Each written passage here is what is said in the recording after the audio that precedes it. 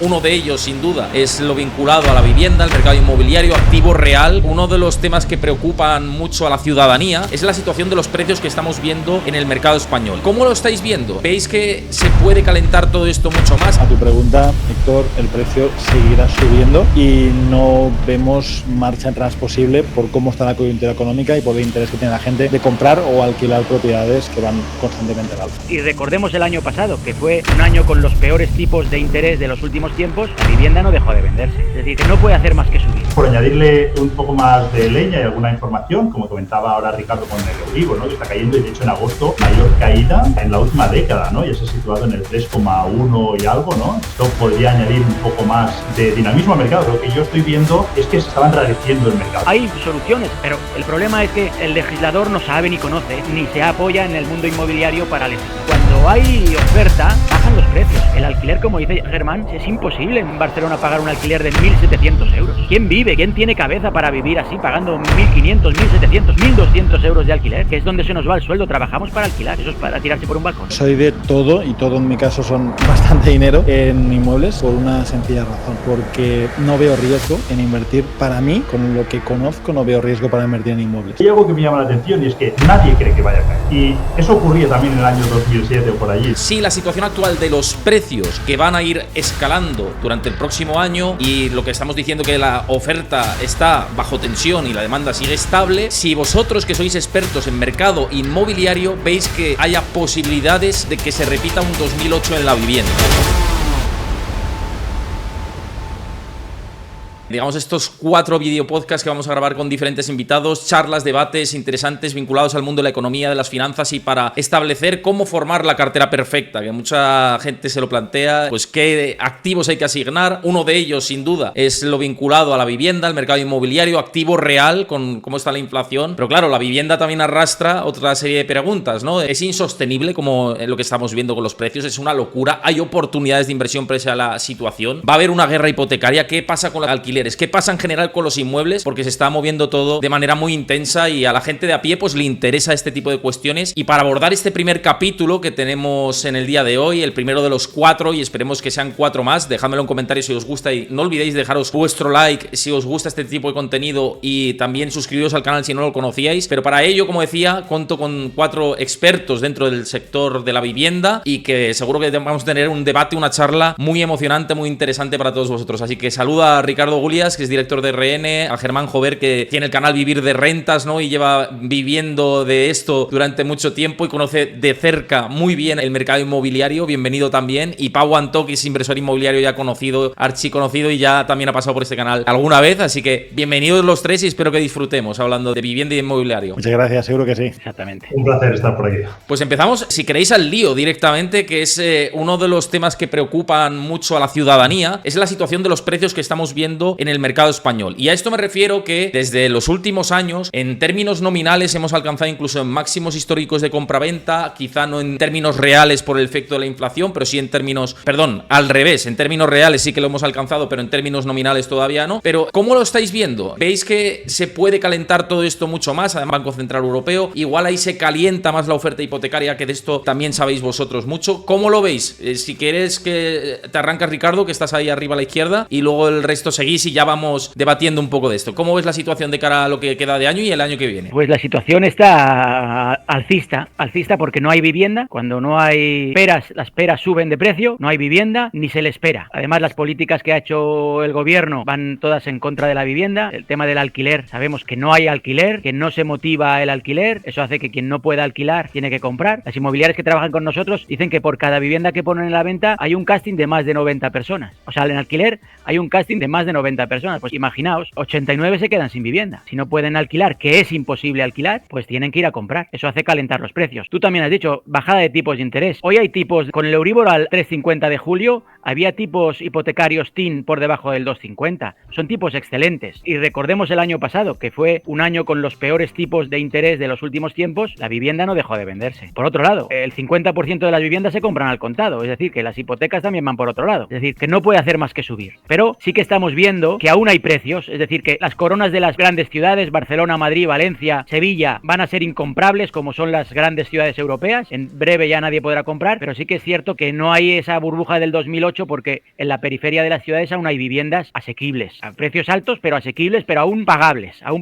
Pero claro, si no se fabrica más viviendas, si no se dan más licencias, si no se protege al propietario cuando va a alquilar, si se protege al ocupa o se protege al inquiocupa, pues los precios no harán más que subir. Germán, ¿cómo lo ves tú? ¿Estás de acuerdo con lo que decía Ricardo del esquema que tenemos ahora mismo en el inmobiliario? Pues sí, no puedo discrepar. La verdad que por añadir algunos datos, todo apunta, ¿no?, que va a seguir subiendo. Hay un clarísimo desequilibrio entre oferta y demanda, es exageradísimo. Cada vez se pronuncia más, pues con puntos como ha comentado, ¿no?, de la ley de vivienda y otros mecanismos de protección jurídica también, ¿no? Al final, pues cada vez hay menos oferta en el mercado y de hecho un dato que decía el Banco de España es que cada año se están creando en España 200.000 nuevos hogares, sin embargo solo se crean 90.000 nuevas viviendas, con lo cual no se está construyendo. De hecho es algo que de cerca relativamente nos toca porque desde hace poco pues nos hemos asociado con algunos promotores de aquí en la zona, estamos promoviendo y lo estoy viendo no desde la barrera, ¿no? Yo soy inversor dentro de estas sociedades, pero estoy viendo cómo funciona el sector y es muy difícil construir, costes, burocracia, es eterno, o sea, no voy a entrar en detalle, luego si queréis podemos entrar, pero realmente es muy difícil construir. Yo creo que deberían darle un premio a aquellos constructores que están levantando nuevos edificios porque es realmente complicado, no todos son barreras. Y además, por añadirle un poco más de leña y alguna información, como comentaba ahora Ricardo con el Euribor, ¿no?, que está cayendo y de hecho en agosto mayor caída en la última década, ¿no?, ya se ha situado en el 3,1 y algo, ¿no?, que esto podría añadir un poco más de dinamismo al mercado porque en los últimos meses, quizá trimestre, bueno, Pau también está bastante metido ahí en compraventas, podrá aportar su información, pero lo que yo estoy viendo es que se estaba enrareciendo el mercado. También es verdad que había agosto por en medio, con lo cual la gente estaba, bueno, a ver si es agosto, pero es verdad que no había nada de oferta, se estaba secando mucho la oferta, apenas la había y, bueno, podría ser que esta bajada de tipos haga que esos futuros compradores que tenían que vender la suya digan, oye, pongo la mía a la venta, voy a comprar otra y vuelva a dinamizar esto. Vamos a ver lo que ocurre, pero lo que está claro, si yo la tuviese que jugar, es que los precios van a seguir subiendo, tanto de alquiler, donde hay otro drama también, como de compraventa. Pau, tú que controlas mucho el mercado de compraventa, como bien decía Germán, ¿qué estás detectando ahí? ¿También ves cada vez precios más altos y que esto va a generar más dinamismo la bajada de tipos, como tanto decía Ricardo como Germán? Precios más altos constantemente, por suerte o por desgracia. Por suerte a los que nos dedicamos a esto, porque los que nos dedicamos a la inversión inmobiliaria siempre compramos por debajo del precio de mercado, con lo cual tenemos ahí un margen. Pero para la gran mayor parte de la población eso es un problema, porque el sueño español, también para muchos, viene siendo el comprar tu propia vivienda, luego probablemente también viviendas de inversión, y es muy complejo. Es cierto que quizá ahora con la bajada de los tipos de interés que han comentado, pues hay un desahogo y hay más facilidad para las familias para comprar viviendas, pero viviendas a precios altos y que seguirán altos. Voy a dar un dato que es curioso, porque cuando alguien ve en la prensa la noticia de Pedro Sánchez, por ejemplo, vamos a hacer 200.000 viviendas, vamos a rehabilitar, vamos a construir viviendas, no sé si la sociedad es consciente del tiempo que cuesta hacer viviendas. Hace un añito aproximadamente había un problema muy grande con el precio del aceite, que había subido una barbaridad, y había gente que decía, oye, pues que venda más aceite, y es como,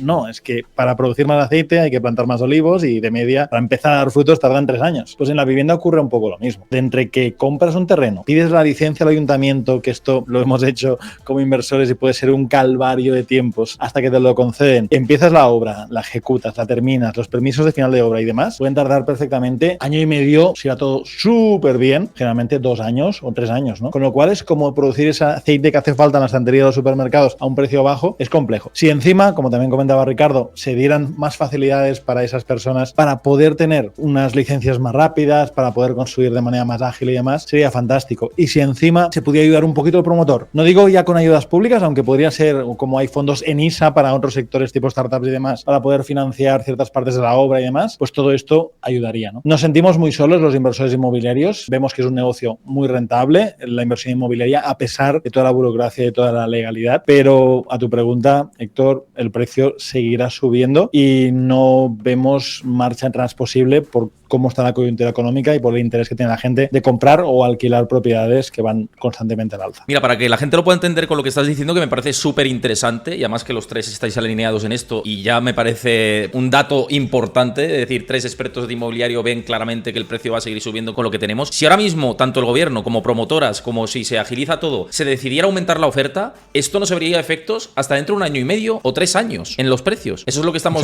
diciendo, ¿no? Sí, donde se podría ver efecto es en el mercado del alquiler alquiler o en el mercado de las ventas si se hiciera alguna ley que facilitara más el alquiler. Hay propietarios que tienen viviendas y no se atreven a alquilarlas por el riesgo de los inquiocupas, inquilinos que no pagan y se convierten con ocupas, con todos los problemas que eso conlleva. Si hubiera una ley tajante de si tú alquilas una vivienda y no te pagan, la policía sacará a este inquilino de tu casa en 5 días, mucha más gente que tiene viviendas paradas sin hacerle nada las pondrían en alquiler, y más oferta de viviendas haría que los precios se regularan o se estabilizaran o incluso bajaran un poco. Sí, lo mismo, alguien que tiene propiedades que las compró hace 25 o 30 años y que si las vende les meten un sablazo tremendo a nivel de impuestos, lo que dijeran, oye, entendemos, inversor, que tú compraste la propiedad en pesetas y gran parte de la revalorización que has tenido ha sido por la inflación de los precios de todo. Pues vamos a deflactar de algún modo que los impuestos que pagues sean descontando la inflación que ha habido en este periodo, con lo cual pagues realmente la revalorización real del activo y no la inflación, como tú comentabas, Héctor, al principio. Pues si eso también se tuviera en cuenta, habría inversores que dirían, oye, ha subido ya mucho mi activo, me están haciendo un descuento a nivel de impuestos, aprovecho la oportunidad para poner viviendas a la venta y vender. Es decir, hay mecanismos públicos para inmediatamente dar soluciones a esto. Lo que ocurre es que parece que el gobierno no quiere a ninguna costa, no quiere de ninguna manera rebajarse los bolsillos suyos para favorecer a su comunidad, para favorecer a sus votantes, para favorecer a la sociedad en su conjunto. Claro, Ricardo y Germán, no sé cómo veis esto también que dice interesante Pau sobre las medidas que se pueden tomar para intentar ir relajando a lo largo del tiempo. Lo que pasa es que parece que no interesa o que cala más un mensaje intervencionista de algún modo y lo que hace es capar la oferta. La oferta disponible que podría haber dentro del mercado, pues no hay protección jurídica para el propietario o se elimina parte de esa protección jurídica y hay inmuebles que no salen a circuito por esta situación. No sé vosotros, tanto Ricardo como Germán, cómo veis este esquema.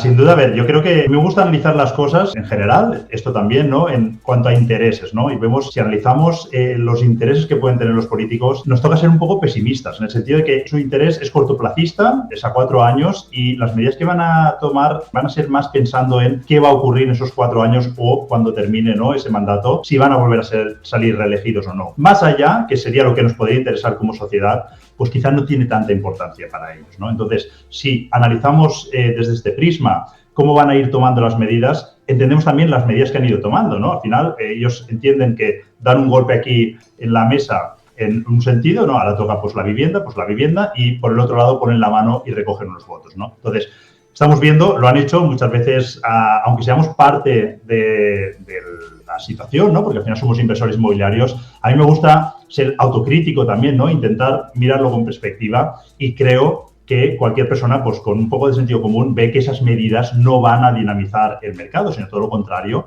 y que básicamente la explicación, porque si no, no habría otra, es que juega un poco en los intereses que tienen esos políticos, que son esos cortoplacistas, ¿no? En el alquiler, que comentaba un poquito Pau también, la situación es dramática. Han llegado a unos límites ya que, aunque por dinámicas del mercado yo creo que debería seguir subiendo, ya empiezo a ser un poco más prudente en ese sentido, porque están a unos límites los alquileres que ya directamente o empiezan a subir los sueldos o ya es desproporcionado para los sueldos que se están cobrando la gente de ciertos barrios. O sea, hay barrios donde pues, el alquiler se ha disparado a niveles que es prácticamente imposible que puedan pagar incluso parejas, ¿no?, con los dos sueldos. Con lo cual ahí yo creo que, si bien la tendencia debería ser a la alza, vamos a ver qué ocurre, ¿no?, porque ya es un nivel prácticamente insostenible. Y si miramos los últimos datos, hay algo ahí un poco significante, y es que el último trimestre, los últimos 3 meses, según Idealista, el precio del alquiler en general, luego hay cada zona funciona distinto, pero en España ha caído un 0,5.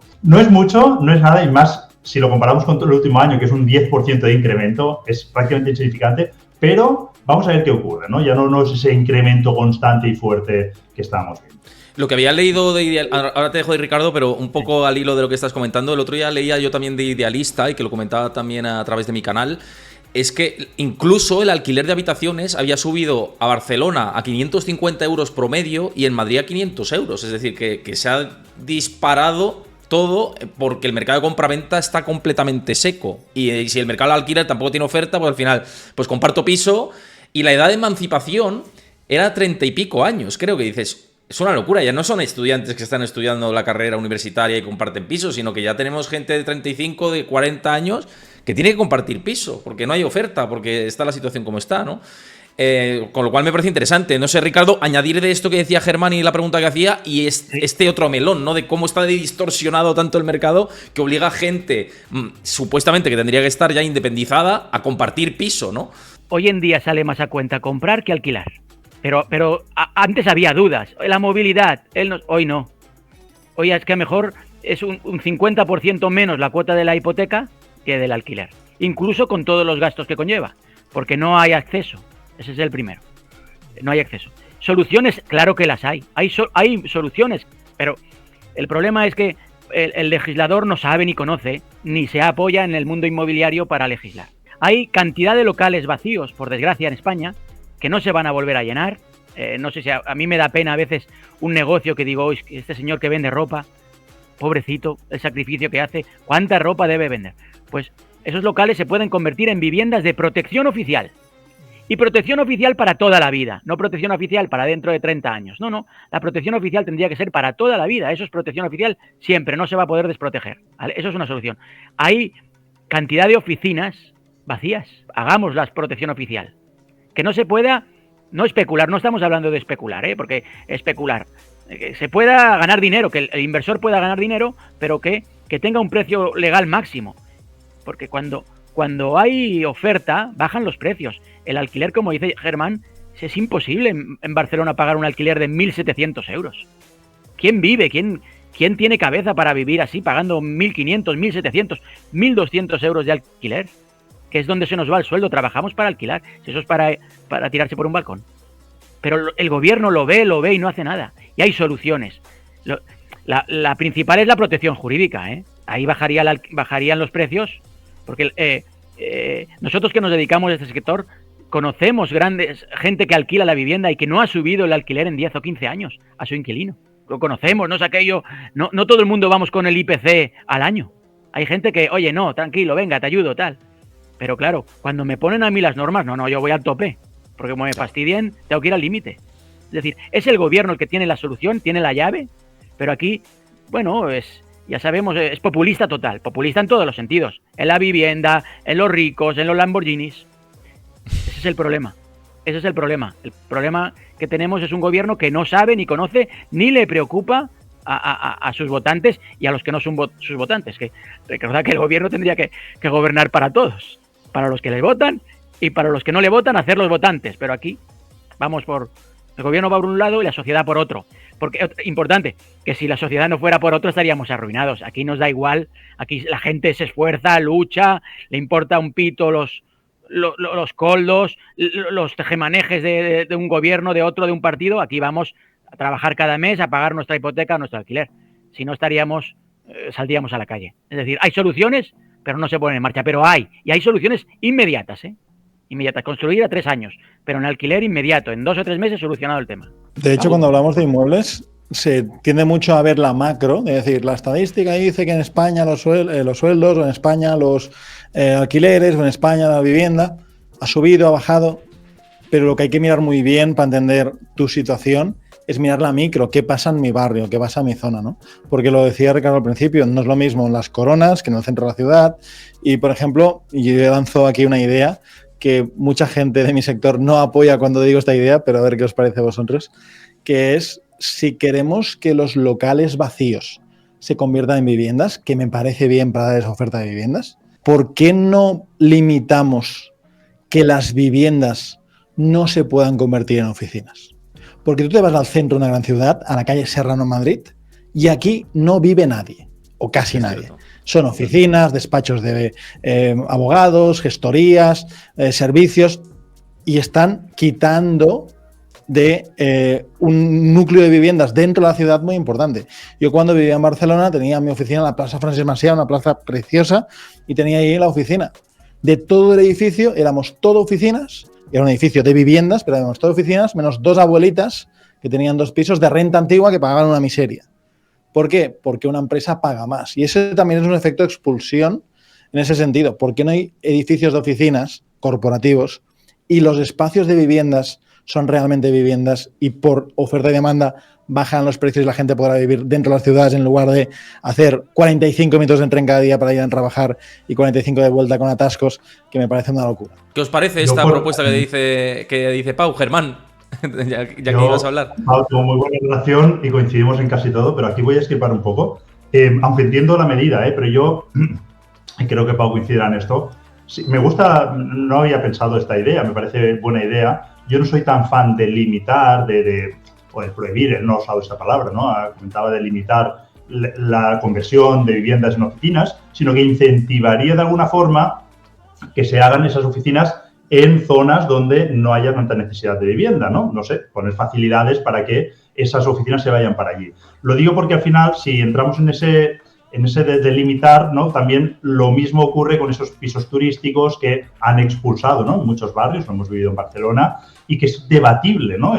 Bueno, hay un debate que podemos comentar, ¿no? De si es mejor o peor, pero que sin duda en España, ¿no? Vivimos del turismo también, entonces hay que intentar también ver de qué forma cuidamos a los turistas y hay que ir con cuidado con ciertos mensajes, ¿eh? Se entiende porque es duro para ciertas pues la típica familia que se ha quedado en un edificio que todos son turistas y alrededor también y que no paran de montar juergas. No es tampoco lo habitual, pero bueno, habrá casos así también y que seguro que lo están pasando mal. Bueno, pues hay que analizar eso. Pero también, por ejemplo, has comentado antes el alquiler de habitaciones, que es algo muy interesante, que sí. Ha habido un boom, está habiendo un boom, algo desproporcionado.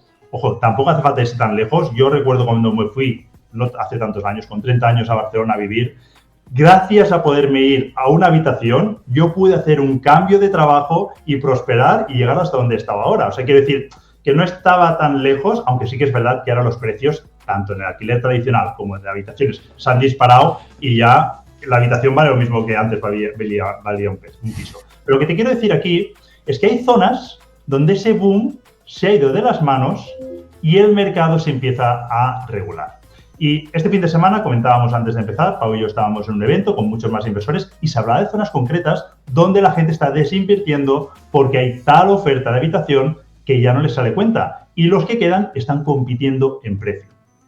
Y eso hace que los precios automáticamente se vayan regulando, que es algo que debería de ocurrir también en la vivienda a nivel macro, pero está bien analizar lo que ha ocurrido en ciertas ciudades porque si esto se pudiese extrapolar a toda España, con el alquiler tradicional, que es donde creo que está el mayor drama, pues vemos que efectivamente el mercado se acabaría autorregulando. No sé si quieres añadir algo con respecto a esto, Ricardo, de lo que comentaba Pau como solución y lo que ha dicho ahora Germán. Sí, yo la solución de Pau la veo porque es que el problema que tenemos en la sociedad es de vivienda. Es que hay que solucionar ese problema y hay que solucionarlo. El tema de las habitaciones a mí me parece una barbaridad. Yo también he compartido habitación, pero era un piso que pagábamos entre 3 o entre 4 o entre 5. Hoy no, hoy yo comparto mi habitación. Y luego hay una página web que vende habitaciones, ya me parece a mí ya el rizar el rizo. Es decir, que no, que hay que ser ser humano. Parece, a lo mejor lo que yo digo es una barbaridad, pero es que hay un problema de verdad de vivienda. Hay un problema de verdad de vivienda y hay que solucionarlo. El co-living, que es el compartir habitación de toda la vida, pero le ponemos co y queda súper cool, y es una barbaridad. No se puede pagar por una habitación 500 euros. Pero es que cuando estamos hablando de habitaciones, tú estás pensando en un single, en ti, Germán. Cuando yo compartía habitación, era yo solo. Es que ahora van familias. Es que ahora hay familias con hijos compartiendo habitaciones. Eso es un drama, eso se tiene que evitar. Es decir, yo limitaría los precios de las viviendas. Y yo no soy de limitar, pero que oiga, que este piso no se puede alquilar por 3.000 euros si tiene 6 habitaciones, ¿no? El precio lo que valga, ¿vale? Y el tema de las oficinas es ideal, sí, expulsan a los centros a las familias de los centros.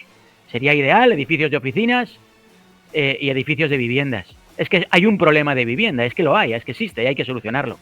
Y si hay vivienda, pues hay que reconvertirla. Pero yo no soy intervencionista en absoluto, pero hay que buscar soluciones. Uh-huh. Y lo de comprar habitaciones, que es una empresa que ha montado un amigo mío hace ya un tiempo, yo entiendo tu punto y en cierto modo lo respeto mucho porque es verdad que se ven barbaridades, pero creo que este amigo mío, Uri, cuando montó esta empresa, lo que buscaba era que gente que no tuviera tantos recursos, en lugar de tirar dinero alquilando habitaciones, pues pudiera optar por comprar un espacio aunque sea más pequeño del que hace 20 años entendía como el espacio mínimo habitable. ¿Sí? Sí, pero Pau, yo recuerdo esto que yo llevo 25 años haciendo hipotecas. Sí. Y en la burbuja, en el 2006, ¿os acordáis? Yo he hecho más de 20.000 hipotecas, ¿no? Uh-huh. Y yo recuerdo que muchas familias, muchos intervinientes singles no podían comprar en la burbuja. La burbuja, acordaros que en la Corona de Barcelona una vivienda en Trinitat, Sí. no en Trinitat, en Ciudad Meridiana, por ejemplo, la zona más embargada de España, costaba 300.000 euros una vivienda. Hoy valen 80, 120, 150 a la mejor. Y entonces se juntaban 3 singles para comprar esa vivienda con hipoteca. Y esos compraban, 3 compraban una, 3 compraban la misma, otra, y los mismos 3 compraban otra. Y cada uno vivía ahí. Después se montaron hiperdramas. Hoy es posible conseguir una hipoteca al 100% de compra. Es posible. Es decir, que quizás es el desconocimiento de la sociedad, pero por la misma cuota que te queda por 500 euros tienes una vivienda. Si no, yo creo que teniendo un tercio o un cuarto de una vivienda lo que tienes es un problema, ¿eh? Eso legalmente estoy de acuerdo contigo, que hay que regularlo muy bien, a ver qué ocurre cuando uno quiere vender. O sea, eso estoy 100% de acuerdo contigo. Germán, no sé, por añadir de esto del debate que han tenido Ricardo y Pau con el alquiler o la compra de habitaciones, más bien, no sé si tú estás a favor, en contra. Sí, no, a ver, yo también conozco perfectamente a Uri, somos amigos también. Y muy bien, por añadir a Pau, que lo ha explicado muy bien, la idea de eso es que ellos se puedan comprar una vivienda. O sea, básicamente es una solución para que gente que no puede ahorrar para hacer la entrada de una vivienda, que a los precios de hoy en día es un importe muy alto, la propuesta es: compras una vivienda, te ahorras el alquiler, compras una habitación y con el dinero que pagas por esa habitación, en X años has ahorrado el dinero de la habitación que te sirve de entrada para tu vivienda. Al final busca una solución para el problema que hay. Bueno, la idea es que tú puedas ir. El mensaje es genial, pero la realidad es otra cosa. ¿Qué pasa si me embargan mi tercio? Bueno, lo tienen todo regulado, ¿eh?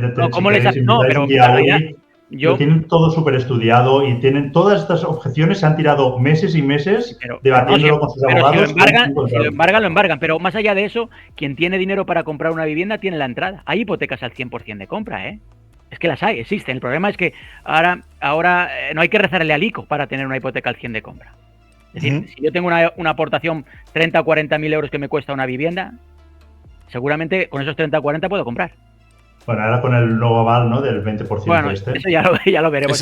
De todos modos, estamos analizando el problema y yo creo que, y habéis tocado también antes, soluciones, ¿no? Aunque sea a largo plazo, yo insisto que lo mismo que ha ocurrido en las habitaciones, que se ha autorregulado el mercado, yo atacaría de manera radical, no solo con anuncios, de nuevo volvemos a los políticos, anuncios a bombo aquí, platillo, no, de realmente tomar medidas. En Portugal, estaba viendo esta mañana, estaba analizando un informe que hacemos cada mes y justamente han anunciado ahora incentivos. Creo que era como que el IVA, no iban a cobrar el IVA a la compraventa de obra nueva y además algún incentivo también para los constructores. Fantástico. Eso es pensar en el largo plazo. A lo mejor en el corto plazo van a dejar de recaptar dinero y no podrán hacer ciertas cosas y se tendrá que aguantar el gobierno de ahora.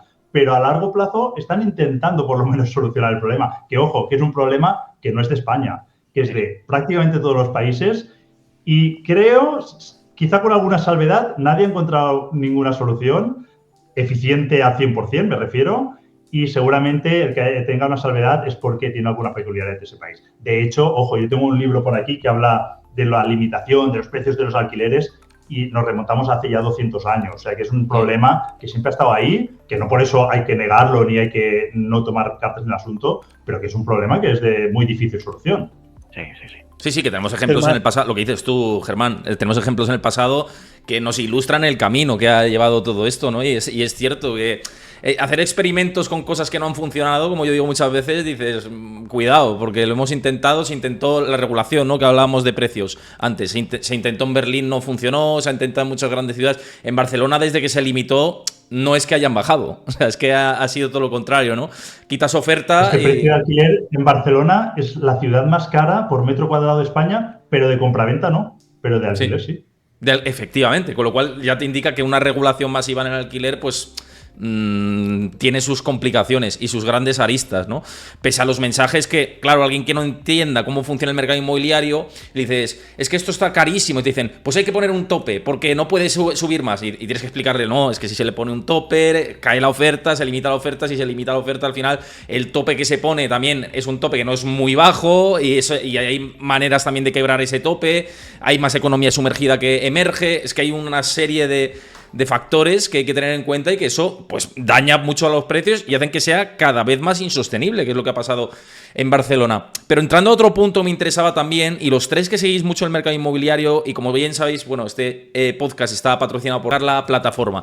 Dicho esto, introduciendo esta parte, sí que quería preguntaros previamente de cuál es la mayor locura que estáis viendo en estos últimos 2 años en la vivienda. Vosotros que os movéis bastante, Ricardo haciendo hipotecas, Germán también con inversiones inmobiliarias y Pau también. ¿Cuáles son las mayores locuras que estáis viendo ahora? Si quieres, Ricardo, tú que haces muchas hipotecas, que decías que has hecho más de 20.000 hipotecas, ¿cuál es lo más loco que has visto ahora? Hombre, en nuestro sector loco no hay. No se hace. Locos vienen y después hay que decirles, oiga, usted está loco.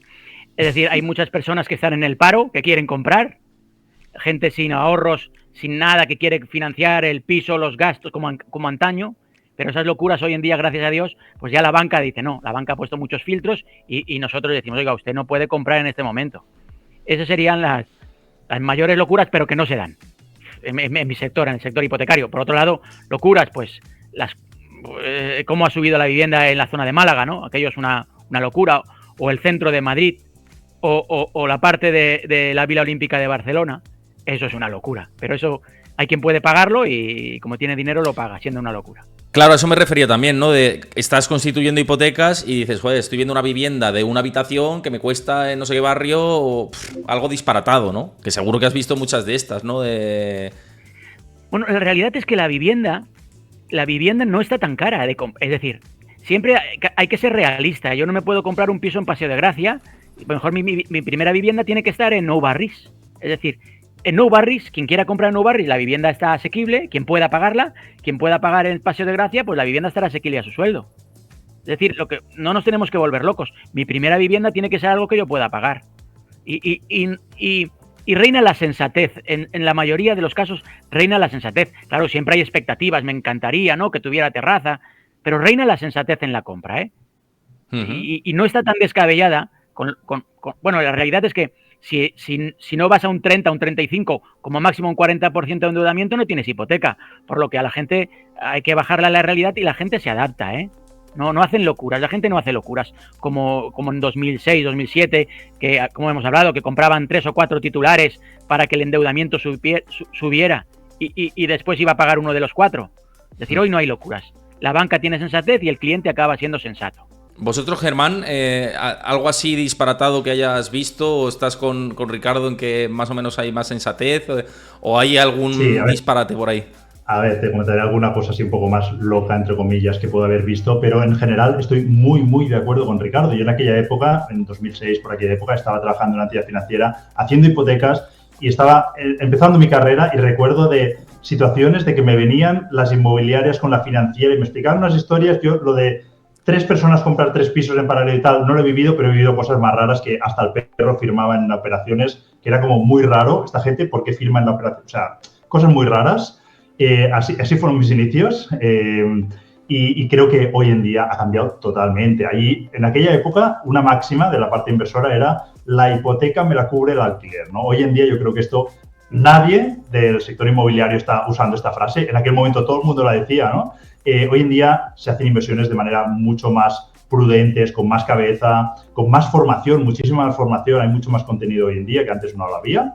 Y por decirte algo así un poco más loco, que también ha sido situación de la falta de oferta en el mercado, veo que muchos inversores últimamente, me ha llamado la atención el último mes, que me he encontrado bastantes inversores que se han ido a invertir en vivienda ocupada. Una vivienda que son inversiones un poco más difíciles, ¿no? Son más delicadas, tienes que tener un poco más de especialización y algo de, bueno, pues ganas un poco de meterte en ciertos jaleos. Sí que estoy viendo mucho inversor que antes no tocaba este tema y se está metiendo más. También es verdad que veo que los fondos de inversión cada vez están soltando más este producto, o quizá destaca más este producto porque no hay del otro, y llama más la atención. Y también como reflexión, por si alguien se plantea meterse ahí, por supuesto que tenga experiencia y que se forme antes, ¿no? Pero si se lo está planteando, que también que entienda que si los fondos están soltando eso, es porque ellos ya han intentado solucionarlo. O sea, no van a rebajar una vivienda y la van a vender barata solo porque esté ocupada, sino porque además de estar ocupada es una situación compleja y que les cuesta solucionar. Pau, tú que también te mueves mucho en esto, ¿qué estás viendo por ahí?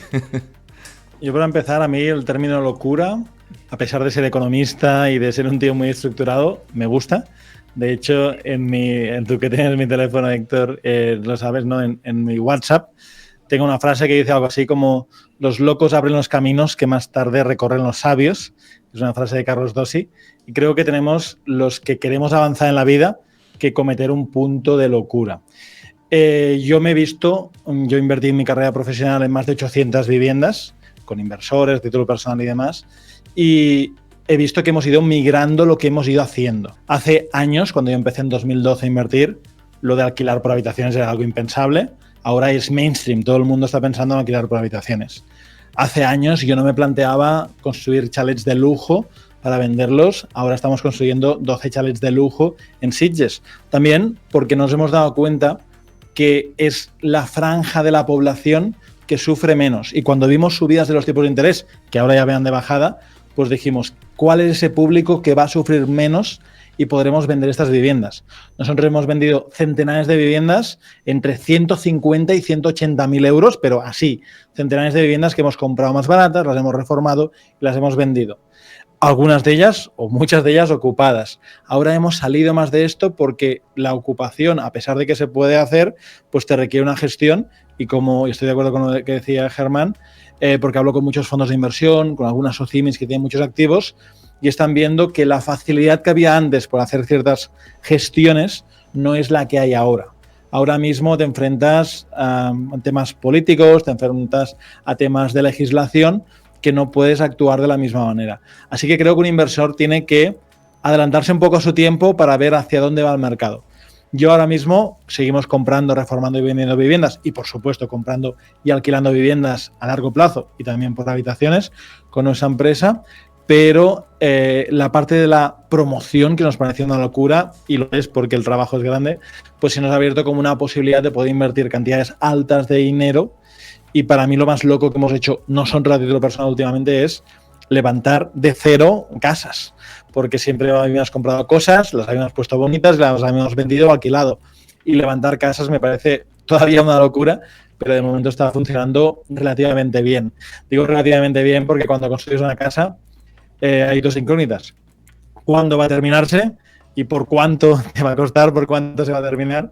Y esa incógnita a veces pesa mucho, aunque trates de minimizar los riesgos como buen economista, pero a veces te vas de tiempos, te vas de presupuestos, y eso evidentemente dificulta el P&L, la cuenta de explotación. Uh-huh. Y entrando en el concepto de inversión, de vivienda como inversión, que al final es gran parte de lo que es este capítulo, y qué porcentaje de cartera se debe asignar a inmobiliario, si el contexto de ahora es positivo para invertir en vivienda o tener activo real como es vivienda para inversión.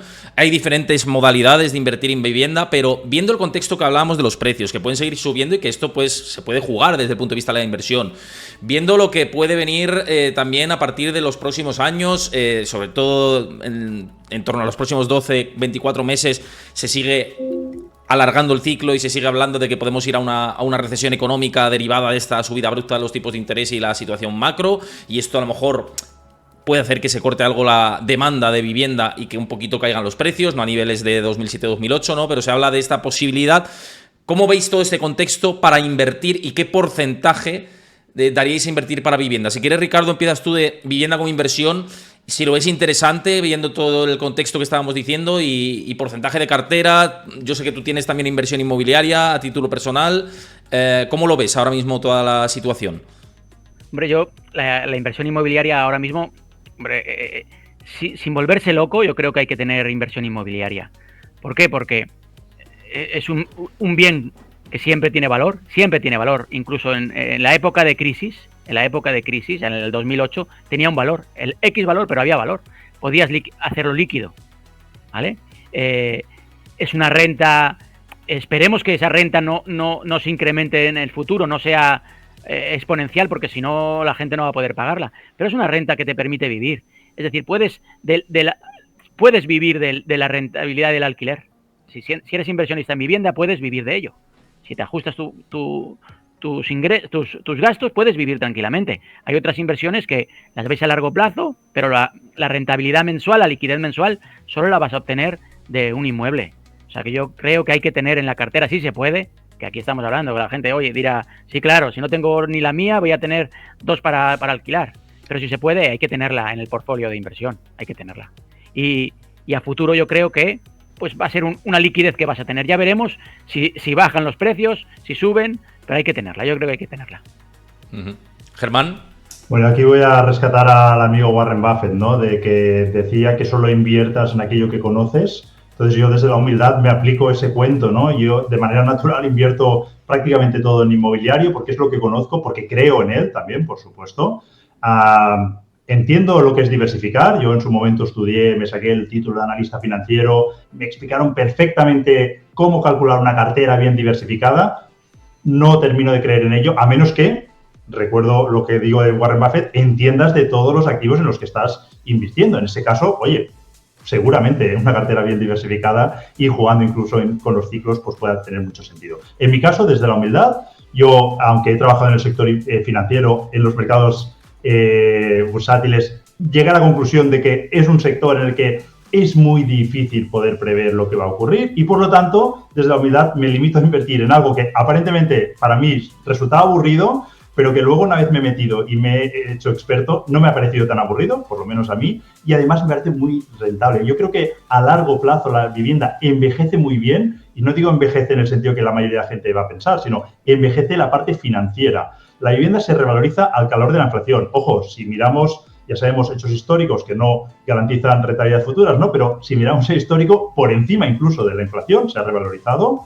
Pero además, si compras con financiación, algo que yo suelo hacer cuando compro para alquilar, siempre desde la prudencia, pero suelo jugar con la financiación porque juega muy bien, esa financiación no se incrementa al calor de lo que hace la vivienda, sino que al revés se va amortizando, con lo cual siempre con prudencia tiene mucho sentido y, por supuesto, ya para entrar en detalle, te financias al 2,5, quizá ahora, en tipos fijos, para sacarle rentabilidades mucho más que del doble, haciendo bien los deberes. Y, por supuesto, para hacer bien los deberes, otra máxima, y termino aquí, es comprar bien. Por eso yo siempre invertiría en vivienda, porque la clave está en no comprar a precio de mercado o por encima porque te encapriches por la zona, por cualquier cosa de la vivienda, sino comprar con descuentos. Si tienes ese descuento, siempre tienes ese margen de seguridad que también nos recordaba el amigo Warren Buffett, ¿no? Que tienes ese colchón por si te quieres salir o, ojo, incluso en una crisis, ¿no? Recordemos por los años que vivimos en su momento aquí de crisis inmobiliaria, caídas en global del 30% en 3-4 años, en global. Algo que en la bolsa es mucho más rápido, aquí es mucho más lento. El año que más cayó creo que fue un 11%, con lo cual aquí esas caídas son más moderadas. Y si compras con cierta prudencia y no compras pues la típica joya de la corona que un inversor no se mira, pero que la gente sin experiencia admiraría, pues es fácil que salgas bien parado. Pau, que sigues también todo esto muy de cerca. Sí, estoy muy de acuerdo con los dos discursos. Y yo aquí voy a ser muy tajante. Yo invierto todo o prácticamente todo. Tengo algo en Cobas comprado bastante bien cuando la pandemia, de casualidad, porque no soy un gran especialista en los mercados financieros, un fondo de inversión de unos amigos en Luxemburgo y poca cosa más a nivel financiero. Pero soy de todo, y todo en mi caso son bastante dinero en inmuebles por una sencilla razón. Porque no veo riesgo en invertir. Para mí, con lo que conozco, no veo riesgo para invertir en inmuebles. De los 800 viviendas que he comprado en mi vida, ha habido un par y ahora tenemos una para vender que igual le perdemos algo, pero en todas las demás hemos ganado siempre dinero porque compramos por debajo del precio de mercado. Esa es la regla general. Uno no puede ir hoy y decir, voy a comprar el precio del Santander. ¿Cuánto vale esto? Pues voy a pagar €1 menos la acción. No puede. La bolsa se compra a precio de mercado y todo el mundo por los mercados regulados que están. En la inversión inmobiliaria tenemos la obligación, quien invierte, de comprar por debajo del precio de mercado. Al principio comentaba Ricardo un detalle, decía que merece la pena más comprar que alquilar. Yo aquí hago un apunte simplemente por un tema personal. Yo vivo en un ático fantástico y precioso y yo, por lo que pago por este ático de alquiler, si lo comprara no tendría ningún sentido. Entonces creo que hay que ver caso a caso qué le conviene a cada persona. Y a veces es más inteligente comprar con hipoteca una vivienda de inversión que comprar su propia casa. Y eso, aquí que somos todos economistas, se ve muy claro, pero cuando alguien que no tiene esos conocimientos financieros le vas diciendo esto, dice, pero ¿qué me estás contando? Primero mi casa, ¿no? Y luego lo otro. Soy muy partidario de hacerlo con hipoteca, como decían Ricardo y Germán, pero, sin embargo, es comprar el activo que puedas comprar por debajo del precio de mercado. Y las casas bonitas, que tenemos este efecto que nos gusta vivir en casas bonitas, suelen ser las que tienen una proporción peor de rentabilidad. Yo cuando comparto contenido, siempre explico que hay dos polos. El polo de la rentabilidad, casas feas, sin ascensor, sin mucha luz, y casas muy bonitas. Esas es donde todo el mundo quiere vivir. Las casas feas son bastante buenas o muy buenas para invertir si las compras a buen precio, y las casas más bonitas, las casas de valor, difícilmente son casas que uno pueda comprar a un precio de descuento porque todo el mundo las ve y dice, wow, esto vale dinero, ¿no? Esa casa de Paseo de Gracia que comentaba antes Ricardo, obviamente va a tener un valor. Por contra, cuando viene una crisis, las casas de valor siguen siendo de valor, y las casas de no barris pues son casas que quizá el precio se resiente un poquito más, ¿no? Con lo cual todo tiene sus pros y contras, y como todo, probablemente no es estar ni en un punto de rentabilidad ni en un punto de valor, sino ver cada uno en qué punto de esta línea se encuentra más cómodo. Este mensaje me parece interesante porque además dices, compramos por debajo de precio de mercado, que es la clave en cualquier activo financiero. Esa es la realidad. Comprar, digamos, entra dentro de la filosofía del value investing, comprar infravalorado para vender con el potencial que tiene y el valor que tiene a futuro, ¿no? Pero esto es interesante que la gente lo sepa a la hora de construir una cartera y tener inmobiliario, porque hay gente que le da miedo y dice, ¿y si yo compro y viene una crisis financiera como en 2008? O bueno, ya no 2008, como pasó en el 2000, que también los precios cayeron, ¿no? Después del pinchazo de la burbuja de las .com. Dices, bueno, pero si eres inversor y has dedicado parte de tu patrimonio a invertir en inmobiliario, también tendrás cierta liquidez disponible o margen de maniobra para aprovecharte de toda esa subida, deshacer lo que sea y comprar barato, porque los precios habrán caído en una situación de burbuja o de crisis financiera, ¿no? Entonces, por eso es muy importante educar y la formación de decir, sí, los precios se están inflando y pueden caer, pero si tú has comprado con anterioridad, cuando se ha formado todo esto, pues incluso en la crisis puedes vender por encima de lo que tú lo compraste ya con una rentabilidad, ¿no? Y puedes aprovechar esas rebajas para comprar más barato, ¿no? Es lo que hacemos los usuarios cuando queremos comprar ropa muchas veces. Dices, oye, me espero a las rebajas del verano, de Navidades, ¿no? O del Black Friday y compro en inmobiliario también, ¿no? Podemos funcionar así. Yo soy un fanático, Héctor, un apunte en el Value Investing.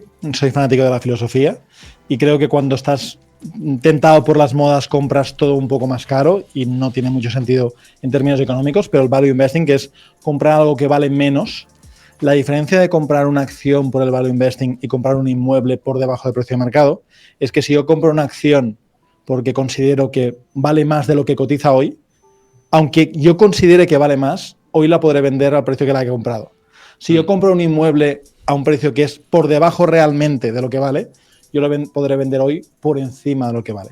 Esto sé que parece utópico, pero yo lo he hecho muchísimas veces. Es decir, las inversiones que yo compro es porque lo vendo mañana sin hacerle nada y por mi experiencia, por mis contactos, por la negociación, por todo lo que conozco del sector inmobiliario, puedo comprarlo 10, 20, 25 mil euros por debajo del precio al que lo podría vender mañana. Esa liquidez inmediata que me puede dar, que no es mi idea porque siempre voy a reformar, a venderlo con más margen y demás, pero esa filosofía creo que no se cumple en prácticamente ningún activo financiero en el mundo.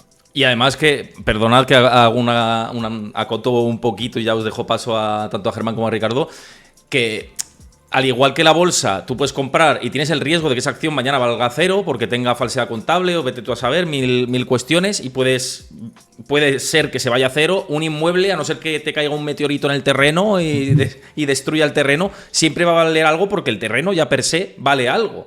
Entonces, no va a valer cero en cualquier caso, ¿no? Y por eso protege al final el patrimonio, ¿no? Y me parece interesante todo esto que decías, Germán, que te veo ahí con ganas de... No, estaba sonriendo porque hace poco estuve analizando una zona de inversión, estuve por Lorca y me recordaban lo que vivieron con el terremoto, ¿no? Y allí sí que las casas se fueron casi a cero, pero fíjate, si me tengo que remontar lejos, seguro que hay empresas que periódicamente les ocurre, o sea que no tiene nada que ver. Sí, yo creo que, y añadiendo con lo que comentaba Pau, que me parece muy interesante, el sector inmobiliario me parece especialmente interesante frente a otros por el tema de las ineficiencias que se producen, que en los mercados bursátiles, no digo que no se produzcan, es debatible, pero sí que es verdad que cada vez parece que desde que hay algoritmos, bots y por ahí, es más difícil, ¿no?, que se produzcan esas ineficiencias, aunque podríamos ir a mercados menos líquidos y producirse. Pero aquí en el sector inmobiliario es mucho más habitual. No hay ningún piso que sea igual que otro, prácticamente. Un edificio, una escalera, el propietario, la urgencia que tiene. O sea, aquí el mercado es totalmente distinto en cada inmueble, con lo cual ahí, si tú juegas con experiencia y conocimiento y dedicas tiempo, puedes sacar ventaja del mercado de manera mucho más fácil de lo que se puede sacar en la bolsa, ¿no? Y luego hay otra cosa que se comenta poco, pero que es un tema psicológico y me parece muy interesante, y también haciendo la comparativa con la bolsa, es que cuando cae la bolsa, tú estás viendo en rojo tus acciones como caen un 20, un 30%, y, ojo, si eres profesional, pues sabrás cómo actuar bien, ¿no? Pero en la mayoría de los casos no es así. En cambio, en el sector inmobiliario, tú no ves una cotización, una pantallita, cómo se va poniendo en rojo. Obviamente puedes ver cómo ha caído, pero tú tienes ahí el tocho, lo estás viendo, y si lo tienes alquilado, sigues viendo cómo te está generando esos alquileres, con lo cual, psicológicamente, es mucho más fácil de gestionar. Quería añadir diferentes formas de invertir como con inmuebles, que ya se nos va agotando el tiempo y no creo que esto se extienda mucho, y recordar que si os gusta el contenido, que dejéis vuestro like ahí en YouTube, vuestro comentario, de qué os parece todo lo que estamos diciendo, y también que os suscribáis al canal si os gusta el contenido. Pero quería añadir algo que además puede generar un breve debate, ¿no?, dentro del tiempo que tenemos, y es el alquiler turístico como opción de rentabilidad, ¿no?, y de inversión. Tanto esto como otras cosas que me han preguntado de crowdlending inmobiliario, si estáis a favor, si lo veis como interesante para diversificar. No sé, lanzar ideas de este sentido, de cosas que son muy mainstream y que la gente, y ahora está en boca de todos, pues por ejemplo el alquiler turístico, y estamos viendo lo que pasa en las grandes ciudades, diciendo, es que esto es lo que nos está distorsionando los precios, son culpables de todo, tal. Si quieres empieza tú, Ricardo, que sé que igual tienes una posición un poco más enfrentada a lo mejor a Germán y a Pau, pero... para ver un poco el contexto, ¿no? Siempre desde la educación, ¿no? Y desde la amistad. No, a mí el alquiler turístico, lo que me molesta, entre comillas, del alquiler turístico es aquellos alquileres turísticos que están dentro de viviendas de familiares, ¿no? No es agradable. Es decir, cuando te vas de vacaciones vienen 4 ingleses de 20 años, pues imagínate a las 4 de la mañana la que te pueden liar. Y que hacen bien, que están de vacaciones, es totalmente legal, le han alquilado turísticamente eso, ellos los ven como una fiesta, pero yo estoy al lado durmiendo y me tengo que levantar a las 7 para ir a trabajar. Eso es lo que me desenfoca a mí del alquiler turístico. Lo que aquí en Cataluña se va contra el turista de manera absurda. El otro día quieren prohibir los mega barcos que vienen aquí con los turistas, pero si esos turistas precisamente no molestan, no pernoctan, no hacen subir el alquiler. Aquí es que están locos, ¿sabes? Aquí se critica al turista por criticar. Ya te digo, yo el único problema que veo con el turista es esas viviendas que están dentro de viviendas que viven personas, que al final acaban yéndose porque no pueden vivir, ¿vale? Luego también estoy en contra de entre comillas, de esta trampa que se hace de el alquiler tradicional, convertirlo en turístico para cobrar más. Eso tampoco estoy de acuerdo. Pero como rentabilidad es excepcional. Lo que sabemos que los gobiernos legislan contra ello, o sea que es arriesgado. Oye, quizás sea arriesgado comprar algo para alquiler turístico porque te puedes quedar sin ese negocio, ¿eh? Hay que tener mucho cuidado, ahí es donde te puede bajar las acciones, en el alquiler turístico. No sé cómo lo veis vosotros esto, de lo que comenta Ricardo, que igual tenéis ahí puntos un poco contrarios. Pau, arranca tú. Sí. No, en mi caso en particular, que alquilo bastantes veces Airbnb cuando voy con gente y demás, con parte del equipo. Por ejemplo, la semana pasada estuve alquilando una noche con 3 personas del equipo un bonito Airbnb en Barcelona, en el barrio de Gracia, precisamente, que es un barrio que también tiene sus cosas de ocupas y demás. Pues ahí en el barrio de Gracia y pagamos 550 euros por una.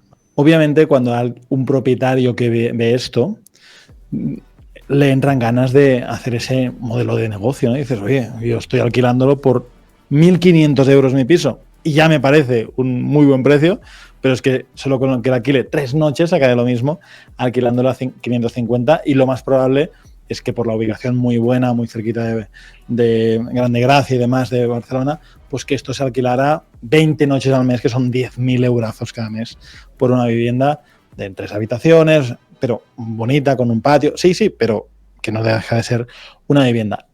Como defensa a lo que dice Ricardo, en este caso concreto que alquilé la semana pasada, era el edificio entero que era turístico, con lo cual ahí no hay vecinos directamente, pero en muchos casos sí que ocurre. Creo que la regulación en esos sentidos en Barcelona llegó probablemente tarde y llegó no porque el gobierno se diese cuenta de que había un problema con los vecinos, fijaros lo que voy a decir ahora, llegó porque los hoteleros se quejaban de los apartamentos de Airbnb que les hacían competencia. Por eso creo que los gobiernos siempre van tarde en cuanto a legislación de esos temas y fue más la insistencia de los hoteleros de vamos a prohibir eso que vamos a proteger a las personas. Y creo que a veces los inversores inmobiliarios, que hacemos un trabajo noble, intentamos que todo el mundo conviva y que todos podamos ganar la vida y ganar dinero. Yo solo he tenido experiencias a nivel personal y a nivel inversión de alquiler turístico en Lanzarote, que es una isla donde habitualmente pues alquilan las villas cerca del mar, en el sur. O sea, son propiedades que ya están muy pensadas para el tema turístico. Y sí que creo que en las ciudades como grandes capitales, donde se convive mucho turistas, personas que viven ahí, habría que encontrar un punto de equilibrio entre personas y turistas, porque cuando alguien vive en un sitio lo que busca es la convivencia. No tengo, también digo, una fórmula única y la prohibir por prohibir no me parece bien y sobre todo lo que no me parece bien es prohibir algo de un derecho que ya has dado. Esa idea de vamos a eliminar las licencias que hemos dado me parece una barbaridad. Es como si a un farmacéutico le dices, llevas 25 años vendiendo paracetamol, pero te vamos a quitar la licencia porque ahora no nos apetece que vengas paracetamol porque lo venderemos en el hospital directamente. Pues no puede ser y entonces entiendo que un gobierno serio debería respetar los contratos, las licencias. Así que no tengo una política concreta, pero sí que me gustaría que hubiese más entendimiento entre unos y otros porque al final, aunque sean unos días, todos convivimos en las mismas ciudades. Germán, sí. Muy bien, pues por concluir, y bueno, primero añado a lo que comentaba Pau, me recordaba lo que decía de los hoteles en Barcelona, que hace poco alguien me estaba explicando que en Barcelona muchos de los edificios que están haciendo ahora ya enteros de alquiler turístico estaban en manos de grupos hoteleros. Supongo que como no les estaban dando licencias, que este es otro problema también que había en Barcelona para hacer nuevos hoteles, optaron por, oye, pues estoy ganando un dinero, lo tengo que invertir, lo tengo adelante, ¿no? Un sector que además pues me alío, ¿no? a ese problema. O sea que muchos hoteles se habían dedicado a ello. Y luego para hacer mi reflexión sobre el tema, diferencio entre 2 puntos. Uno, como inversor, una visión inversora, que es lo que yo opino sobre ello, y luego como ciudadano, ¿no? Como inversor, a mí personalmente no me gusta nada el alquiler turístico de manera generalizada, por decir algo, en el 80% de los casos, creo que no es interesante. Yo vivo en una zona turística, en la costa de Tarragona, una zona que vive del turismo, pero de manera bastante estacional. Yo he hecho muchos números, no terminan de salir los números. Lo único que salen los números en la mayoría de las zonas es si eres un propietario que es tu segunda residencia, ahí puede tener sentido el alquiler turístico porque rentabilizas la vivienda que usas pues 2 semanas, 3 o un mes como mucho al año. Ahí puede tener sentido en la mayoría de ciudades. Ojo, Barcelona, el caso que ha comentado Pau, pues sin saber mucho los números de lo que puede costar un inmueble allí, parece que sí, ¿no? Que puede ser interesante y seguro que en Málaga y hay otras zonas donde sí que podría incluso como inversor tener sentido. Pero ojo, la fiscalidad no acompaña. El alquiler tradicional sí. Luego además tienes muchos gastos. Las plataformas te cobran un 15% por anunciar y reservar a través de la plataforma. Si lo gestionas tú todavía, si lo delegas, un 15% adicional. Ya llevamos un 30% más la fiscalidad que no te acompaña. Ojo que tienen que salir muy bien los números, los casos como el que acaba de comentar Pau quizá, pero en muchos casos yo he hecho análisis y no es tan rentable cuando miras al final la última línea de la P&L no sale tan bien. Los números salen, Germán, cuando alquilas todo el año 20-25 días por noche como grandes ciudades o como Canarias. En otras zonas es más difícil que salgan los números. Cierto, sí, no, lo digo porque yo en mi zona veo mucha gente que invierte en turístico y yo le he dado muchas vueltas y no lo veo. Y luego, como ciudadano, pues me parece interesante, ¿no?, que se promueva esos edificios que son todos de alquiler turístico. A mí me parece que tiene sentido y también coincido con Pau que, bueno, al final yo creo que también, de nuevo, remontándome a lo que he dicho antes, que eso que se anunció en Barcelona también a bombo y platillo, que se iban a retirar todas las licencias, además creo que jurídicamente no se puede o se debería de indemnizar, ¿no?, por el negocio que no se ha podido realizar de manera retroactiva, con lo cual yo creo que fue más un lanzo esto, ¿no?, para que vean que me posiciono contra el turismo y además lo anunciaron para el año 2029, creo, algo así, en plan de que seguramente pues ese alcalde ya no va a estar. Pero bueno, en cualquier caso creo que hay que diferenciar. Como inversor no lo veo interesante, como ciudadano sí que creo que habría que tomar ciertas medidas. Lo de limitar no lo termino de ver, pero sí que promover o facilitar esos edificios, ¿no?, que tengan algún incentivo para que se concentren todos ahí, pues sí que creo que puede tener mucho sentido. Porque no olvidemos que somos un país que vive de turismo, es que al final está promoviéndose la turismofobia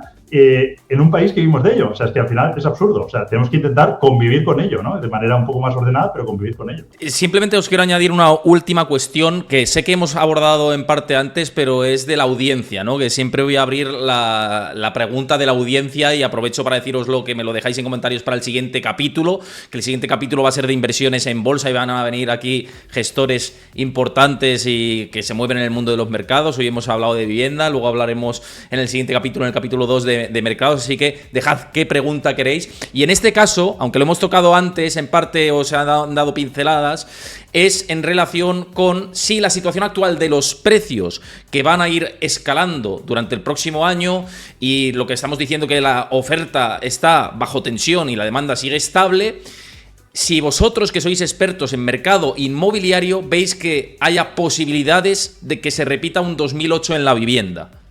Es decir, si veis este riesgo o no.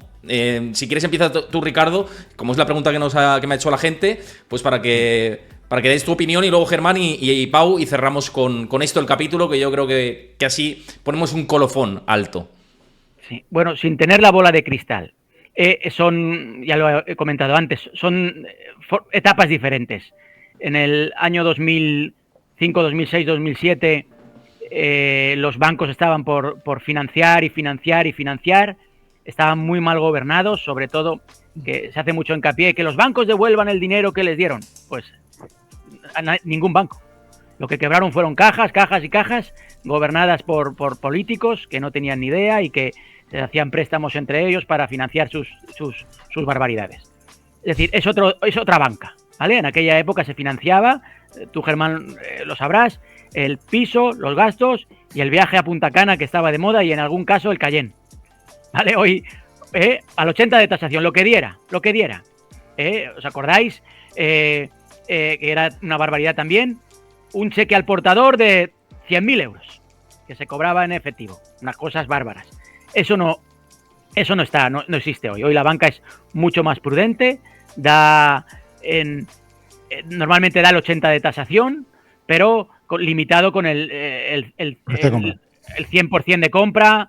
Nosotros nos dedicamos a hipotecas, llegamos a dar hasta el 100% de compra, pero lo normal es ajustarse al 90% del precio de compra y con el límite del 80% de tasación. No estamos en el mismo escenario. Por otro lado, en el año 2008, en la periferia de las ciudades, costaba casi lo mismo que un piso cuesta hoy en el centro. Ya hemos hablado de ciudad meridiana, viviendas de 80 metros, 300.000 euros. Eso es una locura y se pagaba. La vivienda cada mes subía un 10%. No cada año, cada mes. Era de locos. Hipotecas a 40 años, Ricardo, también, ¿eh? Hipotecas, sí. Yo recuerdo que las hipotecas eran a 30. Los bancos dicen, tenemos a 35, tenemos a 40, pero ya nadie las hacía a 35. Siempre eran a 40. ¿Vale? Es decir, que cambió todo el sistema. la gente, yo recuerdo a los bancos que decían, oye, este señor no trabajará en negro, una barbaridad de hoy, no puede hacer un certificado conforme cobra 500 euros. Como la gente cobraba en negro, el jefe le hacía el certificado y te subían el endeudamiento. Esa barbaridad había. También había hipotecas crecientes, que eran una hipoteca que pagabas un 15% menos de tu cuota. Y ahí se desmadró todo. Luego teníamos un presidente del Banco Central Europeo, Trichet, que no miraba, ¿no? No miraba mucho y los bancos no supieron actuar. Los bancos no supieron actuar en ese momento. Como se embargaba muy rápido, dice, vamos a embargar, pero al final se acumuló todo eso. Todo ese problema de viviendas que tenemos hoy en día. Pero es decir, que el escenario es totalmente diferente.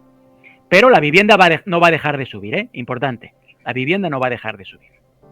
¿Vale? No creo que lleguemos a la burbuja del 2008, pero la vivienda no va a dejar de subir. Lo que hay que diferenciar mucho en los centros de las ciudades con las periferias. Y en aquella época no había casi diferencia. Germán, tu punto de vista. Muy bien, yo la respuesta que has hecho radicalmente no en cuanto a si va a volver a suceder lo que vivimos en el año 2008. Coincido mucho en el análisis de Ricardo. No tiene nada que ver la situación actual. El sector privado, tanto empresarial como las familias, si vemos los datos, se desapalancaron y no se han vuelto a apalancar a niveles como en aquel momento. No lo ha hecho igual el sector público, todo lo contrario, o sea, el que se ha seguido endeudando y cada vez más ha sido el sector público, pero el privado ha hecho los deberes, o sea, no estamos en una situación parecida a aquella, pero ni por asomo, por lo tanto, aquello no va a ocurrir. Ojo, porque aunque yo creo y actúo con mi dinero en base a esto, que la vivienda va a seguir subiendo, soy muy ceñido siempre cuando analizo una operación y con esto también, y siempre me gusta tener esa prudencia ahí. Y hay algo que me llama la atención y es que nadie cree que vaya a caer. Y eso ocurría también en el año 2007 o por allí, ¿no? Estábamos todos, nos hubiésemos jugado cualquier cosa, ¿no? Era evidente. Y normalmente los cracks, ¿no? En la bolsa, en cualquier lado, es cuando todo el mundo, el 100% de la gente tiene claro que al día siguiente no va a caer. Y eso, sencillamente, yo no veo nada que me indique que vaya a caer, pero sí que me pone un poco en alerta, ¿no? De decir, oye, es verdad que si hacemos un análisis racional, objetivo, de los datos, de la macro, de la data, todo, nada indica eso, todo lo contrario. Parece que va a seguir un crecimiento sano, entre comillas, en el sentido de que hay un desequilibrio entre oferta y demanda y, por lo tanto, es lógico que siga subiendo. Pero, ojo, porque yo empiezo a mirar para los lados a ver qué es lo que puede ocurrir. Algún imprevisto, nadie se esperaba lo que podía ocurrir en aquel momento, ¿no? Pues vamos a ver qué ocurre, pero yo, por lo menos, sí que veo que todo el mundo tiene claro que no va a caer y eso a mí me alarma un poco.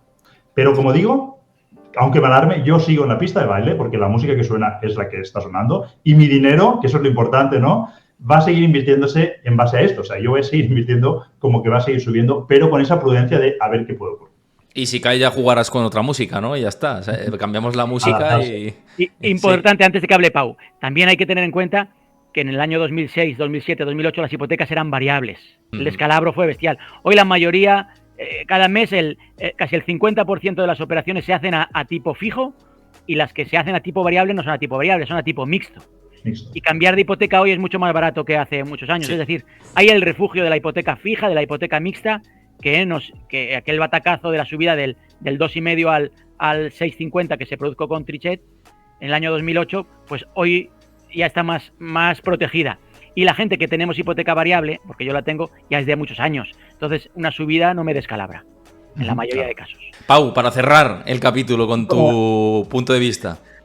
Para mí imposible, realmente, que repitamos 2008. La gente es más inteligente, gracias a Dios. Las empresas son más inteligentes. El gobierno lo dejamos en tela de juicio para cada uno. Pero lo que es cierto es que estamos más preparados para lo que viene y todo apunta a que el mercado va a ir subiendo. Pero en nuestro departamento de riesgos, en Monex Capital, en nuestra empresa de inversión, siempre nos hacemos preguntas incómodas. Y una pregunta que nos estamos haciendo últimamente es ¿qué pasaría si un porcentaje grande de los inquilinos se convierten en ocupas y esto hace, por ejemplo, pues mover el mercado inmobiliario o que se plantee como algo de menos tranquilidad como lo es ahora, ¿no? Y esas preguntas que a veces nos hacemos, probablemente la próxima crisis vendrá de algo que todavía no nos hemos planteado o no nos hemos esperado, pero si los precios son los que son, la gente cobra lo que cobra y dicen, pues no pago, aquí no pasa nada o pasa lentamente, pues puede haber más inseguridad en este campo de la inversión inmobiliaria. Me gustaría apuntar un punto y dar un capote al patrocinador que tienes aquí, Héctor, en este formato nuevo, porque creo que es importante que patrocinen y que ayuden en dinámicas como esta. Y me gustaría decir también, al hilo que lo comentabas antes, que no nos ha dado tiempo de tocar, que es el crowdlending, opinión del crowdlending muy rápidamente, es, para mí lo he dicho 1000 veces, no es tanto lo bonito que puede parecer un crowdlending, sino es qué proyectos hay detrás. Y muchas veces la gente invierto en internet, mira qué bonito, o invierto con criptomonedas, etcétera. Yo he visto algunas páginas y plataformas de crowdlending que miras sus founders, our team, el equipo, y dices, todos son tecnológicos y todos son especialistas en blockchain y en no sé qué más, pero aquí nadie ha comprado un piso, ¿sabes? Entonces, aquí le doy un capote al patrocinador que tienes de este capítulo, es decir, es importante que cuando alguien invierta en inmuebles lo haga de la mano de gente con experiencia. Y el capote lo doy porque tenéis la posibilidad de, a través de ahí, de comprar rates que obviamente tienen una rentabilidad más baja, pero mucho más segura de lo que son las plataformas de crowdlending, pero con una seguridad, con una auditoría, con una profesionalización sobrada y demostrada, cosa que muchas de estas plataformas a menudo no tienen esa experiencia atrás. Totalmente. Y por cerrar con esto, comentario. Y dicho esto, espero que hayáis estado cómodos. Yo me ha parecido todo súper interesante. También seguro que a la audiencia, pero dejádmelo en comentarios como he dicho antes y dejad vuestro like y suscribiros al canal si no lo conocíais. Y nada, un placer conversar con todos vosotros, sobre todo hablando de un tema tan apasionante como la vivienda y luego la inversión en vivienda, que mucha gente de mi comunidad se lo pregunta. Así que esta es vuestra casa, ya lo sabéis, y un placer contar con vosotros. Muchas gracias. Muchas gracias. Nos vemos en el próximo capítulo número 2, y atentos porque va a estar increíble, así que os espero.